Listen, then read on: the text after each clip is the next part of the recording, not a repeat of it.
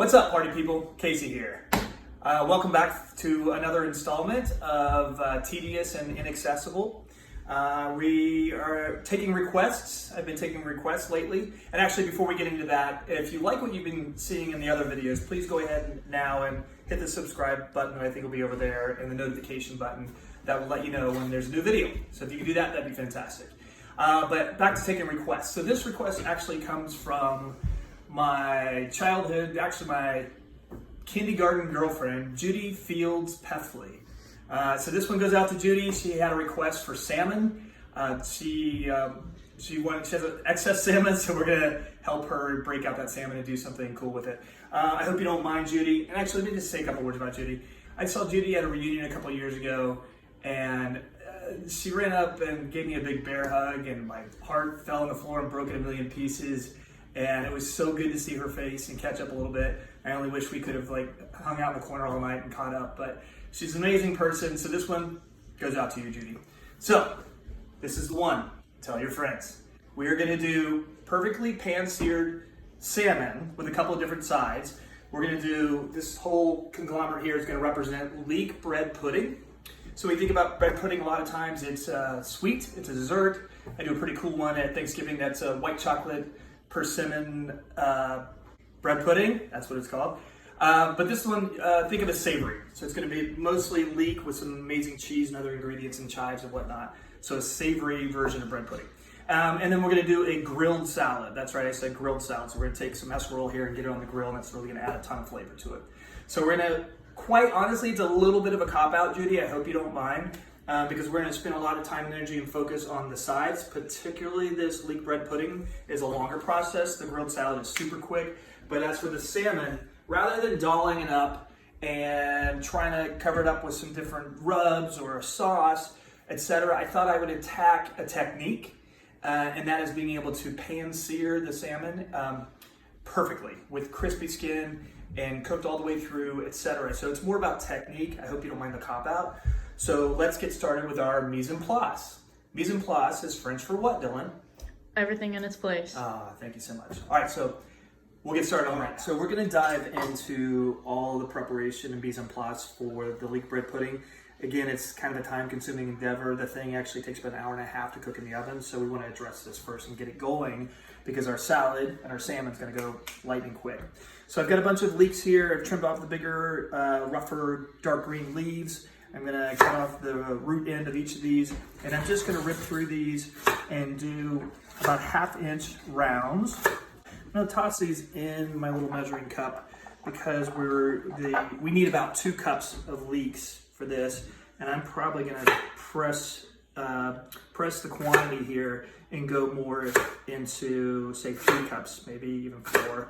I find that these leeks break down quite a bit during the cooking process. That we're going to start here in a minute. And when that happens, there are fewer leeks to kind of go and distribute evenly across all the bread and the bread pudding. So I like to go for extra. Now, we want to dump these in a bowl of tepid water to get them cleaned up. So we want to put them in the tepid water, swish it around a little bit. Leeks are kind of famous for getting a lot of dirt in between those layers. So you definitely need to go through a cleaning and washing period. I can see some dirt coming out already. Okay, so we're gonna get these leeks out of the water and into the pan. We have to create a little device to have these guys cook. They cook for about 30-35 minutes, and we're gonna create something called a parchment lid for the pan. So you just get your parchment paper that you would get at the grocery store, rip off a piece that fits the pan, and what I like to do is kind of create an indentation around the size of the pan to fit our lid so that you wind up with that kind of circular shape all the way around the parchment lid, the guide cutting that out. And then you just go ahead and cut that out. Okay, so we've got our little circle of parchment paper here, and you're just got this little arts and crafty kindergarten, Judy, kindergarten crafts, remember? Yeah, we're just gonna fold this in half and then fold that in quarters and fold it over itself, etc., etc. So it's a pretty small cone shape, right? You flatten that out. All we're trying to do is create a little hole in the center. So I want to cut, who knows, 1/4 inch out there. And then what we've got is a scoop lid, is a parchment lid. My hole is a little big. I'd like that to be a little smaller in the perfect world, but it's approximates the size of my pan. And when we get the leeks going, it's going to allow them to breathe a little bit as well as steam a little bit. So that's what that little device is for, the parchment lid. All right, so we want to get our leeks in the pan. The pan's been going for a good 3 or 4 minutes here, so it's nice and hot. Again, not a drop of oil. We're gonna grab these leeks and drain them a little bit and get them right in the pan. You wanna make sure not to scoop too low because you wanna avoid the dirt that's settled on the bottom here. But we're gonna do this now. So, get them right in the pan. Not stacked up on top of each other like that. A little bit of room. We wanna let these go for about 5 minutes on medium-high. We can go ahead and get some salt going for them. The whole goal here is to get the leeks to release some of their liquid and get heated through a bit. And then in a bit, after a 5-minute period, we're going to add some butter to emulsify. Okay, so come on over and take a look at the pan. These have been going for about 5 minutes. I've moved them around a couple of times. I've added a little bit more salt. And the water and liquid's coming up nicely. If I don't see enough liquid, I tend to cheat the system a little bit and drop in a tablespoon or two. Hits the pan, gets pretty hot pretty quick. So I will cheat a little bit if I don't see enough liquid. There we go, that's a nice amount. So we've got nice hot leeks and we've got nice hot water underneath.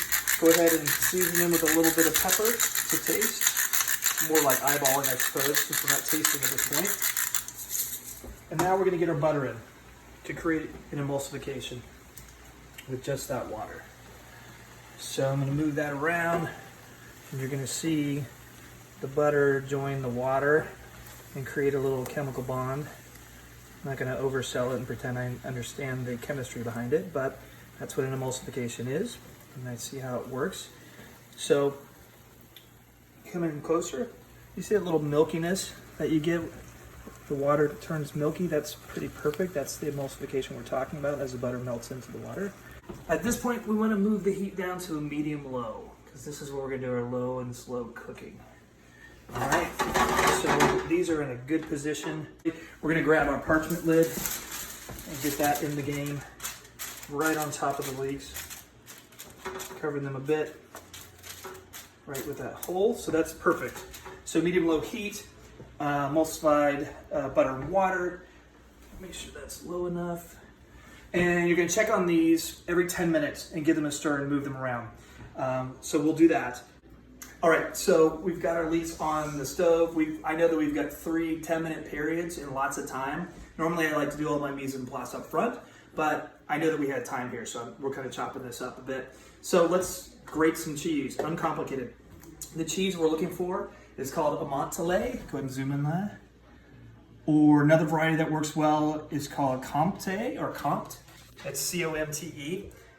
Either one of those are great, perfect kind of cheese profile we're looking for in this dish.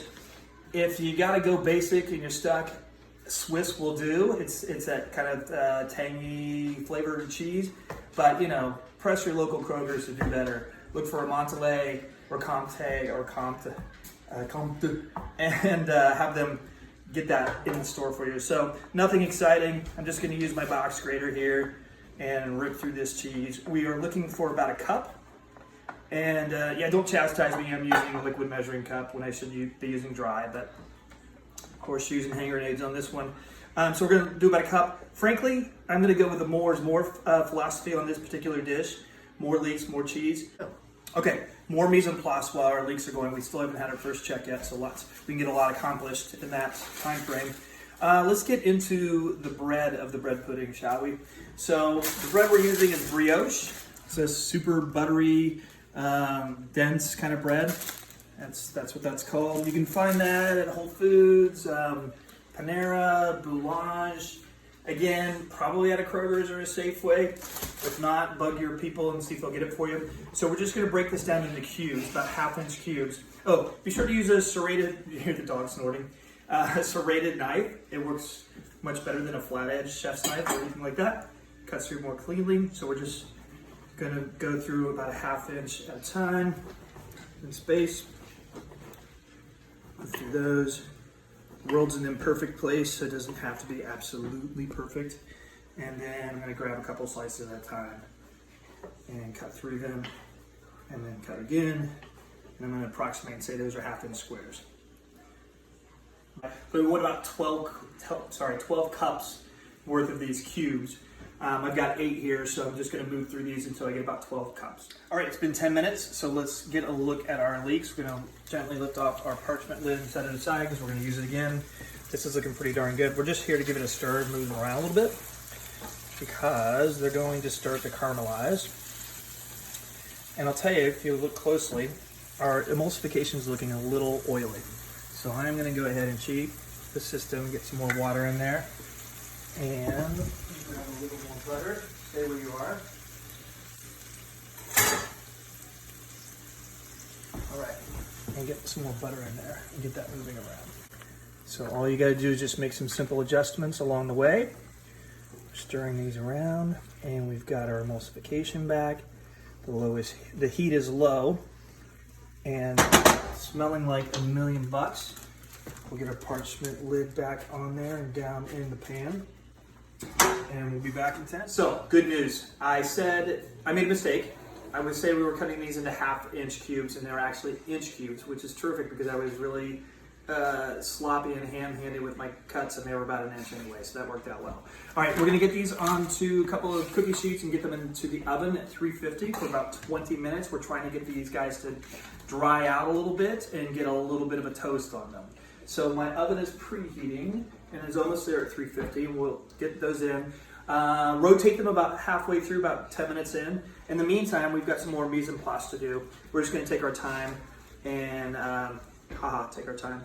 We're gonna take our thyme herb and just pull the leaves off till we get about 1.5 teaspoons ready. That's gonna go in the recipe too. Second check of our leeks. Let's have a look.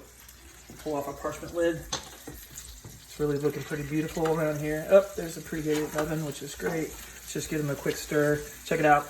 The level of caramelization we're starting to get. These guys are getting really soft and really pretty. Look at that. And again, it smells like $1,000,000 in here. Okay, so we're gonna take our brioche cubes here and get them in a 350 oven. Again, we're trying to dry them out and get a little toast on them. Last bit of prep or mise en place for the bread pudding. So we've got a small pile of thyme chopped up a little bit. Probably 2 teaspoons, and ask for 1. I like more. Again, I'm just more is more on this particular recipe. And then we've got some chives that are always like weak and flimsy, so keep those in the refrigerator and buy them fresh. And we're just chopping chives. Hey, chopping chives. And we just need a tablespoon. Again, I'll probably do 2. That's it. Third and final check of our beautiful, gorgeous leeks. Look at those. As we say in my house, look at these. I'm just gonna give them a stir. Really great color on them. They're broken down, they're soft, they're a little jelly-like in places. I'm already pretty much in love with them. So I'm gonna give a little more salt, some flavor, some additional seasoning. And guess what, ladies and gentlemen? 30 short minutes, you too can have gorgeous caramelized leeks. We're gonna set these aside to cool and throw away our parchment lid, and we'll bring the bread and some herbs and the leeks together. So we've got the brioche cubes out of the oven. We're gonna put them in a big, massive bowl here. These are looking really good. They are toasted, they are drier. When you feel them, they've lost their sponginess, and that's exactly what we want. So let's make some magic. Maybe not. Then we're gonna take our leeks and get them incorporated into our bread crumbs.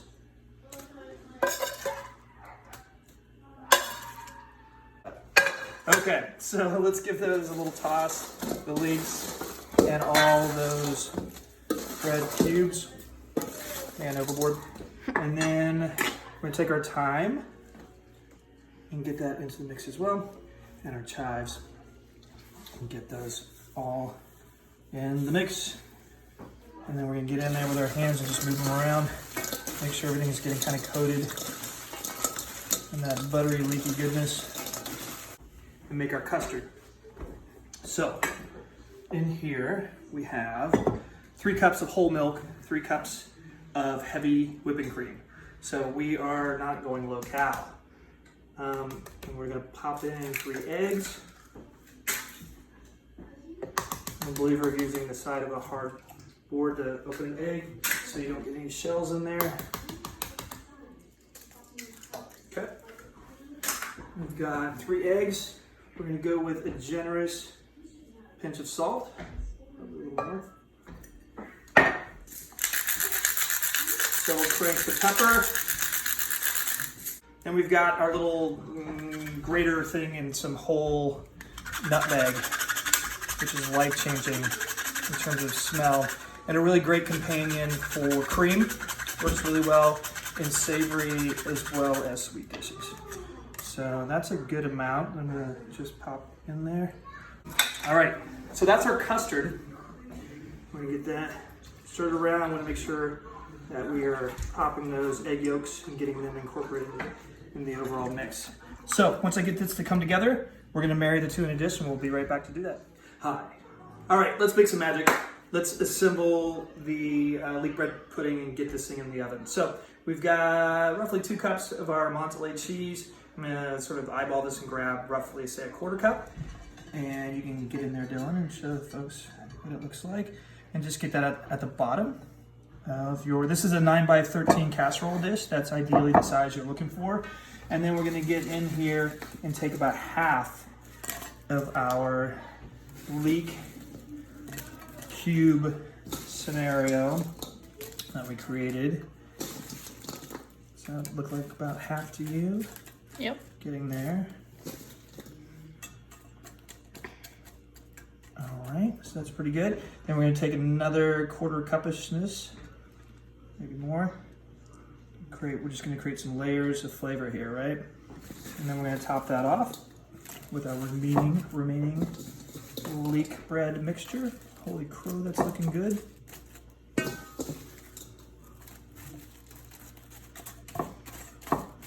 And sort of tamp that down. All right. So that's looking pretty savory, fantastic. I'm gonna cheat and move some leeks around so they're decently dispersed. And we're gonna go, yes, ladies and gentlemen, with another layer of cheese. About a 1/4 cup. Now, magic time. Let's grab our custard. Sorry, that's all over. By the way, I should have mentioned there's an easier way to be sure that your egg yolks have broken. You can mix them in a bowl and then dump them into your cream and milk. That's probably a lot smarter, but I'm utterly convinced that they're well mixed and incorporated in there. So we're gonna go ahead and dump in our custard. And not all of it, mind you, but we wanna kind of move it around. I'm gonna pause before it's completely gone, which is about right there. I'm gonna kind of redistribute, right? If I see holes and lots of liquid, I'm gonna move some bread in that place. Make sure that it's gonna get soaked. And then check it out. I'm gonna sort of tamp the whole scene down. And it's gonna cause all that cream and that custard to rise. It'll give me a real sense of like what kind of coverage I've got going into this, right? So this is a good place, check it out. The rise and fall, rise and fall, rise and fall. Okay, so this is a perfect place to be in. We're actually gonna let this soak for 15 minutes, add a little bit more custard, a little more cheese, some salt, and get it in the oven. Be back in a minute. All right, so the bread cubes and everything else have been soaking in the custard for 15 minutes. Let's top this off, finish it up, and get it in the oven.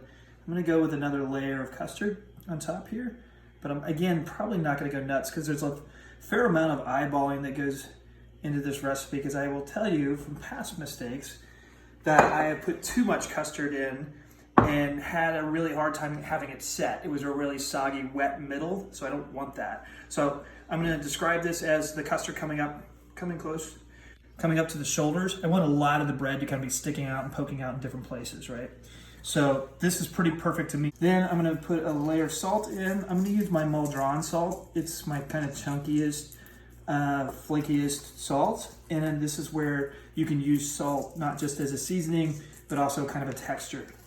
Not kind of a texture, an actual texture. So I am kind of crunching it up with my fingers and doing a layer over top. And then why not, because we're running low on calories, do just another layer of cheese. All right, so we're gonna get this into the oven. It's a 350 oven, the same as when we were toasting those bad boys.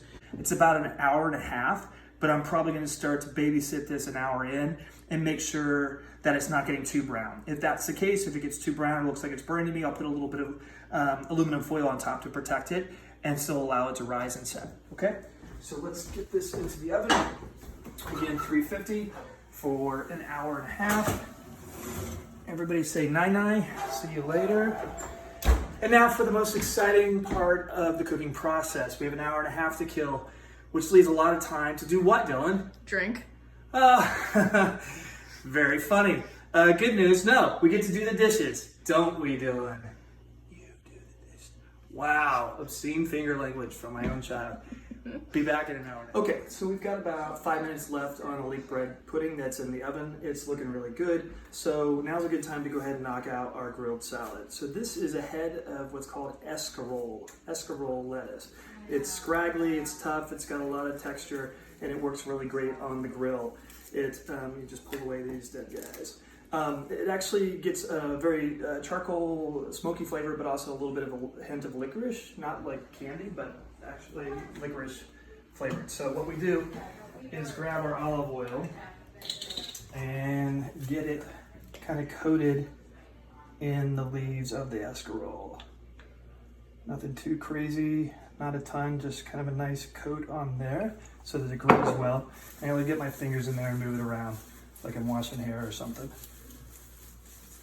All right, and that is it. So I got my indoor grill going, and this is really only a minute or two process. I may lose you because this may set off the fire alarm. If it does, we'll cut the video. But essentially it goes right on the grill, smashed down, and gets smoky right out of the gate. And again, you just let it sit and do its thing for a good couple of minutes till you see it starts to wilt around the edges, and then we'll show you what to do next. So it's been a couple minutes, and we're going to pull off the grill. And look at that, we got some nice charcoal. You could go a little bit more, but I'm going to pull it off so the smoke alarm doesn't go off. The cool thing is you've got these nice wilty pieces now, and you've got this nice hard texture crunchy pieces. So all I'm going to do is very quickly chop some of that out and include both pieces of the head of lettuce, and that'll probably do it. So it doesn't take a lot because it's got a lot of flavor and they're all pretty much bite size. Might take a little bit more off the edge there. There we go. And we get that in a bowl and let it cool off and come to room temperature, and we'll dress that with some other lettuces in just a minute. All right, so the leek bread pudding is ready. Let's get it out of the oven and see how it did. As you can see, I saw it getting pretty brown, so I went ahead and put a little bit of aluminum foil on the top. Let's check it out. So it's nice and brown, and it has risen quite a bit, and it's bubbling around the edges, so it looks like we're in pretty good shape. That's going to be volcanic hot, so we're going to let that cool for a little bit and get on to our salmon. Okay, home stretch. Here we go. The salmon, the star of the dish. So we've got a couple of tablespoons of canola oil in a pan. It's on medium-high, and it's nice and shimmery, and we're going to look at that in a second. Now, the key to cooking salmon pan-seared, we have a couple of keys, actually. One is that hot oil that we just referenced. The next is to make sure that we go through and pat dry, very dry, our salmon fillets with a paper towel. These guys have already been pretty well dried up, so there's not a lot of excess water, but you want to make sure that they are very, very dry on both sides, okay? All right, so dryness is key. Then we want to go ahead and season these guys up. Good healthy amount of salt.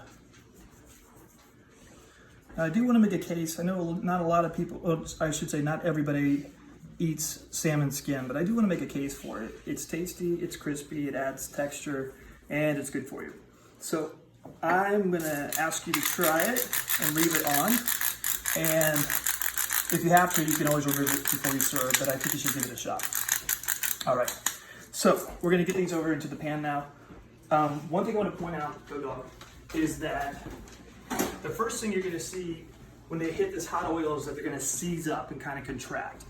And one of the keys to having perfectly cooked, crispy skinned salmon is to flatten them out as that retraction period happens, just for like 15 seconds. We're gonna show you what that looks like now. All right, so Dylan, you're gonna have to go two-handed. Okay. Medium-high heat, it's nice and shimmery. See the shimmer? Yes. Nope, you don't. There's the shimmer. So we're gonna get these in here and we're gonna get ready to flatten them out as soon as they go in. Skin side down, here we go.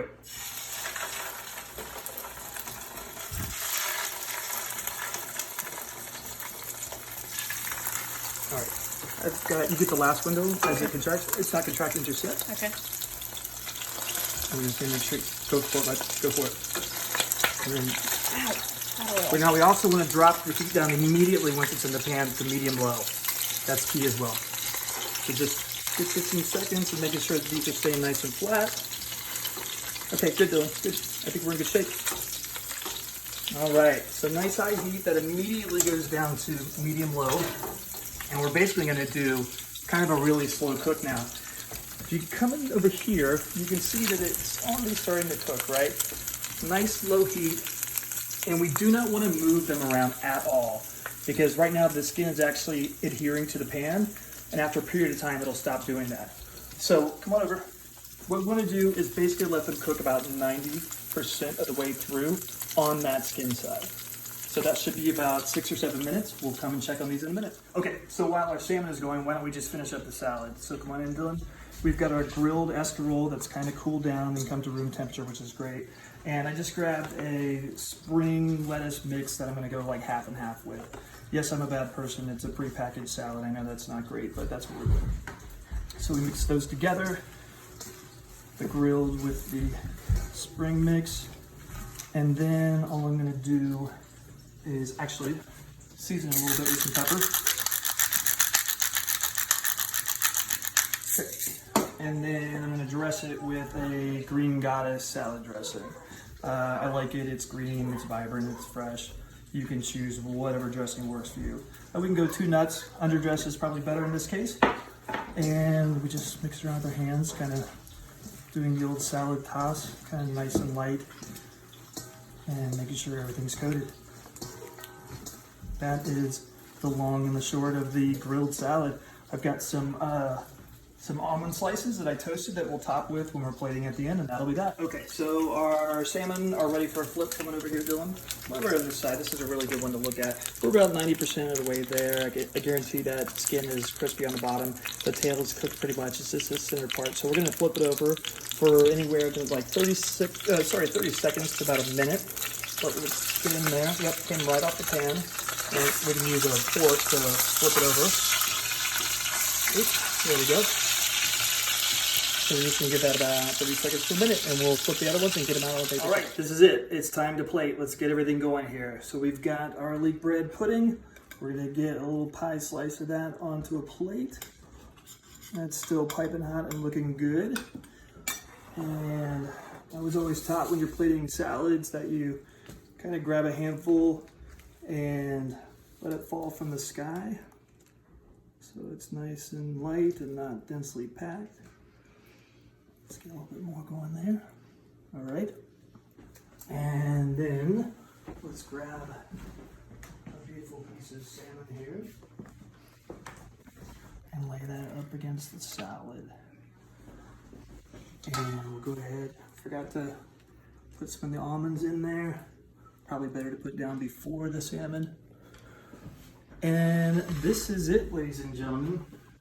You have perfectly, you get these are forces, just very crispy skin back here, so it's really going to be tasty.